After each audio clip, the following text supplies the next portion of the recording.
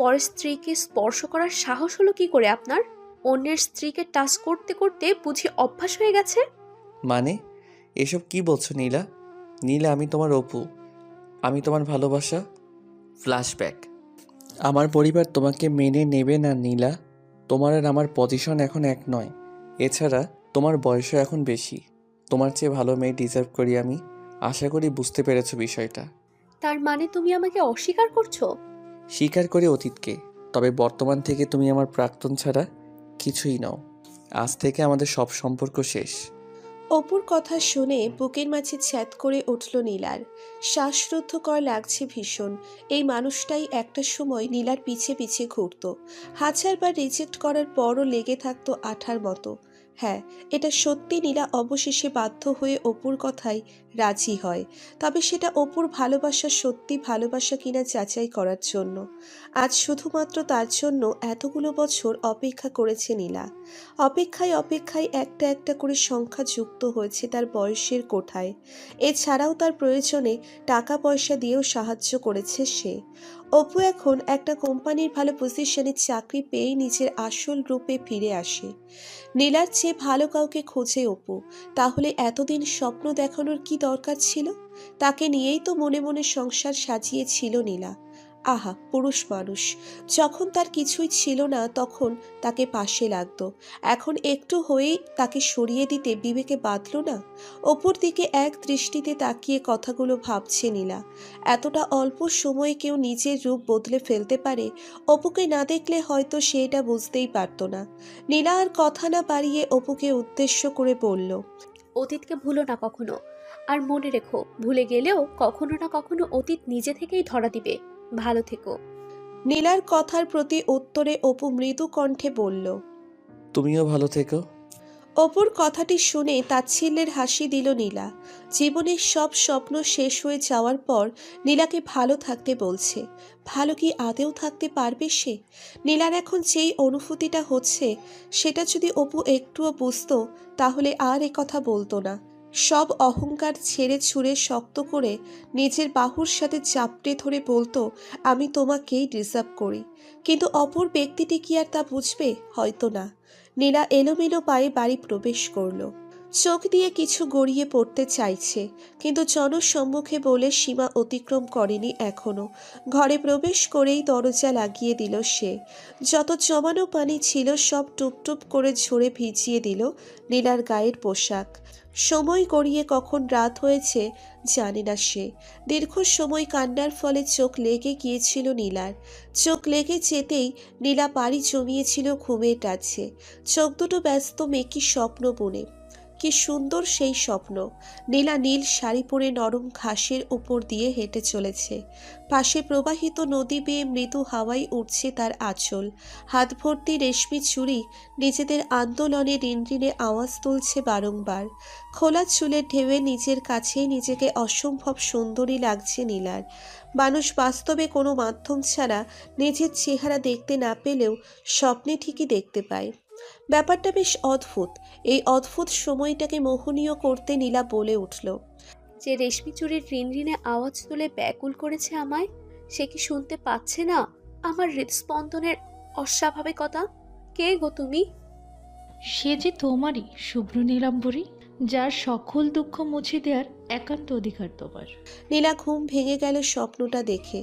এটা কেমন স্বপ্ন বুঝতে পারল না সে, কিন্তু এই স্বপ্নটা এক ঝলকে তার মনকে প্রশান্তি দিয়ে দিয়েছে। নীলা আপন মনে বলে উঠল, স্বপ্ন যে মানুষের মন ভালো করতে সক্ষম এটা আজ বুঝতে পারলাম। স্বপ্নটা নীলার মনকে হালকা করলো কিছুটা। নীলার বারবার মনে হচ্ছিল স্বপ্নের সেই শ্যামপুরুষের কথা। আদেও কি এমন কেউ আসতে চলেছে তার জীবনে? দেখতে দেখতে সময় গড়াচ্ছিল। নীলা অনার্স কমপ্লিট করে মাস্টার্সে ভর্তি হয়েছে। এখন চাকরির প্রস্তুতি নিচ্ছে সে। নিজেকে সারাদিন ব্যস্ততার মাঝে ডুবিয়ে রাখে নীলা। ব্যস্ততা সকলের মনকে অন্য কিছু ভাবতে দেয় না। নীলা কোচিং শেষে বাসায় ফিরে শুয়ে আছে। সময় গড়ালেও অপুর স্মৃতি প্রায় বিরাজ করে তার মস্তিষ্কে। খুব ধীর গতিতে মুছে যাচ্ছে তার স্মৃতি। আজও অপুর স্মৃতি আবারও উকি দিল মনে। হঠাৎই চোখের কার্নিশ ভিজে গেল নীলার। কান্না মিশ্রিত নয়নে ঘুমিয়ে গেল সে। পুরনো অতীত যে বড্ড আঘাত করে তার এই বোবা মনে। নীলা ঘুমিয়ে পড়েছে প্রায়। হঠাৎ তার ঘুম ভাঙল দরজার কড়া নাড়ার শব্দে। বাহির থেকে ভাসছে আম্মুর কণ্ঠ। কি রে নীলা, এখনো ঘুম ভাঙেনি? অনেক রাত হয়েছে, খাবি আয়। দরজা খুলতেই আম্মু ভিতরে প্রবেশ করলো। বিছানায় বসে হাত বুলিয়ে দিল নীলার মাথায়।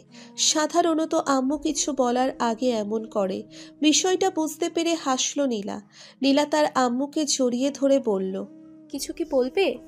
নীলার কথার বিপরীতে আম্মু কিছু সময় আমতা আমতা করে বলল, এইবারের ছেলে একটা কোম্পানি জিএম, বয়সটা একটু বেশি, তবে তোমার বয়সের সাথে মানানসই।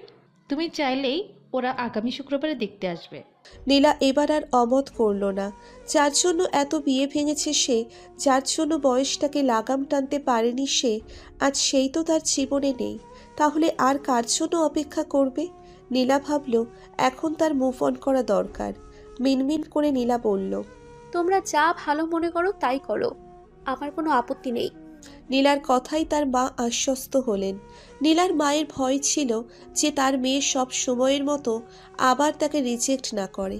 নির্ধারিত দিনে পাত্রপক্ষ নীলাকে দেখতে এলো। পাত্রকে দেখে নীলা বেশ অবাক হলো।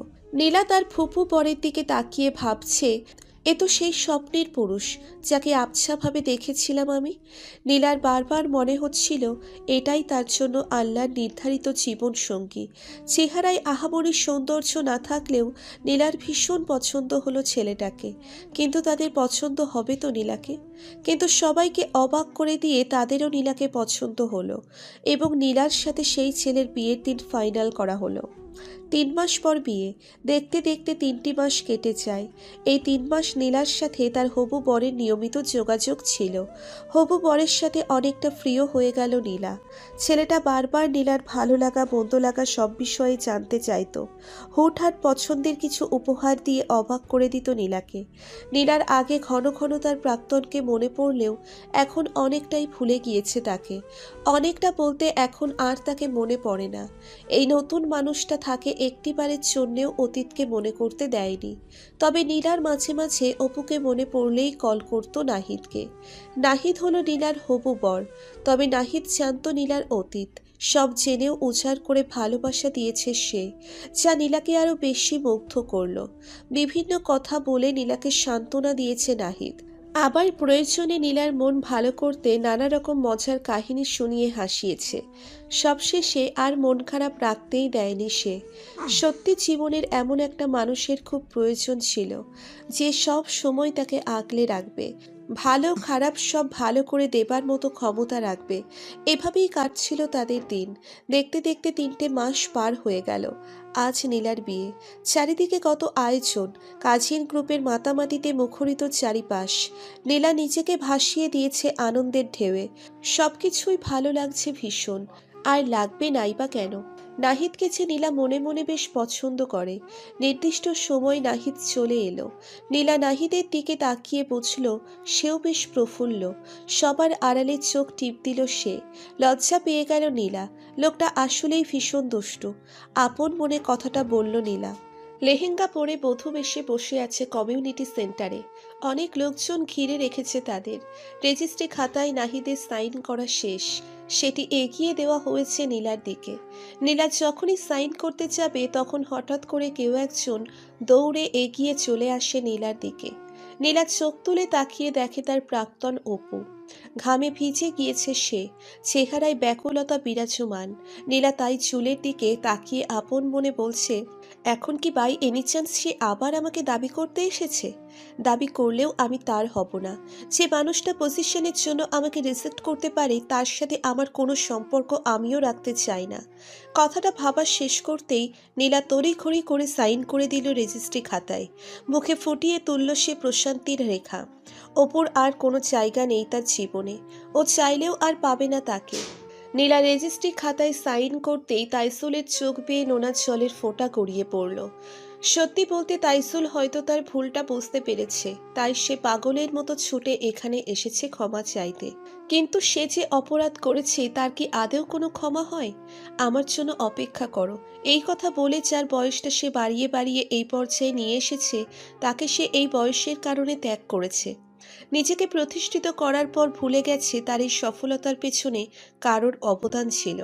সত্যি মানুষগুলো বড্ড অদ্ভুত হয়। স্বার্থ শেষে 1 মিনিটও মনে করতে পারে না কার অবদানে আজ সে এইখানে। বিয়ে শেষ হতেই নীলা তার স্বপ্নের সেই পুরুষ যাকে সে স্বপ্নে দেখে সে নাহিদের থাকে দৃষ্টি নিক্ষেপ করল। নাহিদ বেশ হাসি খুশি। নাহিদের হাসির কারণ নীলা জানে।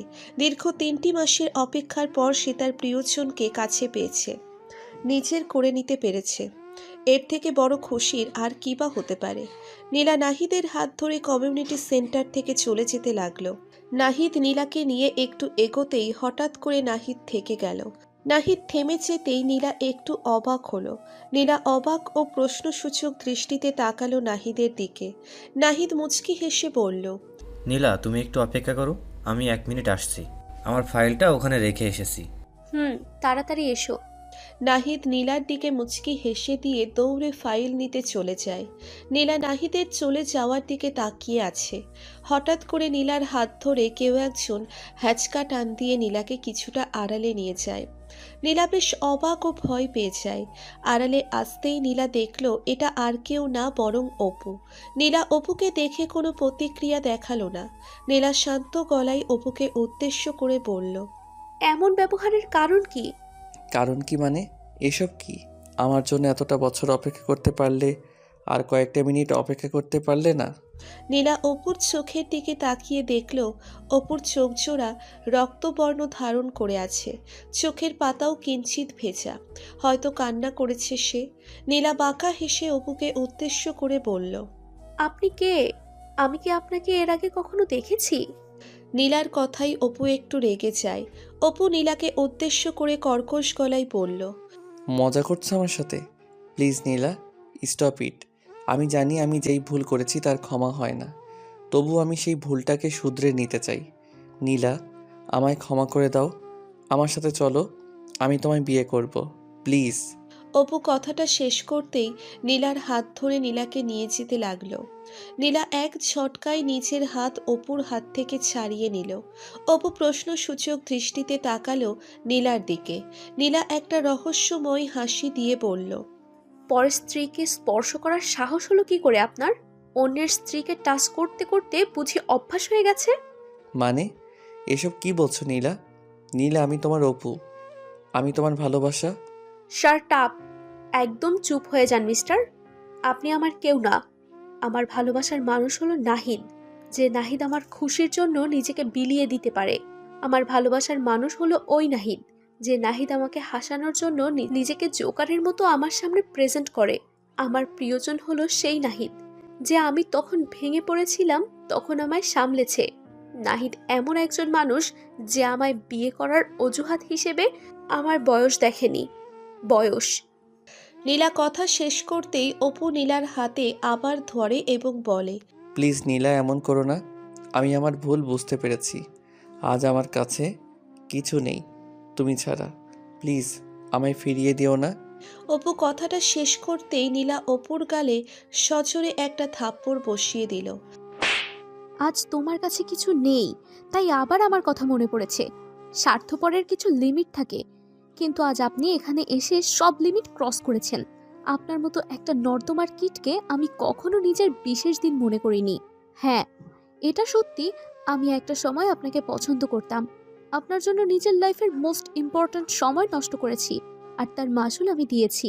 ওই দিন আমিও কেঁদেছিলাম, তখন কেউ আমায় সাহস দিতে আসেনি, বরং মুখ ফিরিয়ে নিজের পজিশনের কথা মনে করিয়ে দিয়েছে। মানুষ আর মানবতা, যেটা আপনার মধ্যে নেই। আমার স্বামী এসে আপনাকে দেখলে আমার কষ্ট লাগবে। সো প্লিজ, যেটা আমি কবর দিয়েছি সেটা আপনিও কবর দিয়ে দিন। নীলা কথাটা শেষ করে অপুর সামনে থেকে হন হন করে চলে যায়। অপু হাঁটু গেড়ে বসে পড়ে। সে বুঝতে পারে সে তার নিজের জীবন থেকে কি হারিয়েছে। নীলা অপুর সামনে থেকে চলে আসতেই হঠাৎ দেখতে পেল নাহিদ তার দিকে আসছে। নাহিদকে দেখতে পেয়ে নীলা নাহিদের কাছে চলে যায়।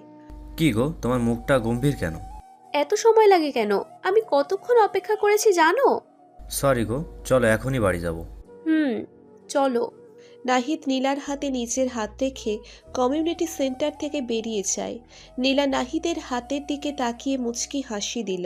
মনে মনে সে বলল, বিধাতা, এই হাতজোড়া যেন সবসময় আমাকে আগলে রাখে, তুমি আমাকে সাহায্য করো। কথাটা শেষ করতেই নীলা নাহিদের সাথে চলে যায় নাহিদের বাড়িতে। জীবনে খারাপ সময় দেখেছে নীলা, এখন তার জন্য অপেক্ষামান সুখের সময়। ভালোবাসা আমাদের অনেক কিছু শেখায়, ভালোবাসা আমাদের মানুষ চেনায়। এই পৃথিবীতে এমন কিছু মানুষ আছে যারা নিজের স্বার্থের জন্য সবাইকে ব্যবহার করে, তাদের থেকে সাবধানে থাকতে হবে। তা না হলে আমরা নিজেদেরকে কখনো সুখী করতে পারবো না। ক্ষমা সবাই পায় না, আর সকলকে ক্ষমা করা যায় না।